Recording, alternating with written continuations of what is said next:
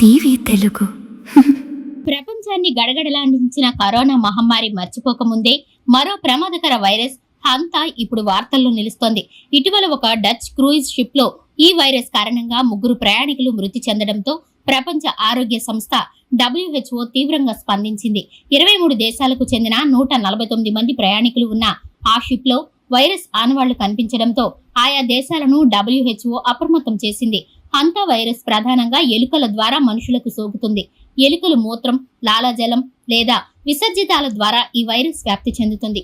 ఎలుకలు తిరిగిన ప్రదేశాల్లోని గాలిని పీల్చడం ద్వారా లేదా అవి కరిచినప్పుడు ఈ వైరస్ శరీరంలోకి ప్రవేశించే ప్రమాదం ఉంది. క్రూయిజ్ షిప్ లో 3 మరణించడంతో అంతర్జాతీయంగా ఆందోళన మొదలైంది. గాలి ద్వారా కూడా ఇది సోకే అవకాశం ఉందని నిపుణులు హెచ్చరిస్తున్నారు. తీవ్రమైన జ్వరం, కండరాల నొప్పులు, అలసట మరియు శ్వాస తీసుకోవడంలో ఇబ్బంది కలగడం ఈ వ్యాధి ప్రాథమిక లక్షణాలు. ఈ వైరస్ పట్ల ప్రజలు ఆందోళన చెందాల్సిన పని లేదని వైద్య నిపుణులు చెబుతున్నారు. ఇది కోవిడ్ లాగా ఒక మనిషి నుండి మరో మనిషికి అత్యంత వేగంగా వ్యాపించదు. పరిసరాలను పరిశుభ్రంగా ఉంచుకోవడం, ఇంట్లోకి ఎలుకలు రాకుండా చూసుకోవడం ద్వారా ఈ వైరస్ బారిన పడకుండా ఉండవచ్చని సూచిస్తున్నారు. వైరస్ నియంత్రణకు గాను ప్రపంచ దేశాలతో కలిసి పనిచేస్తున్నట్లు ప్రపంచ ఆరోగ్య సంస్థ వెల్లడించింది.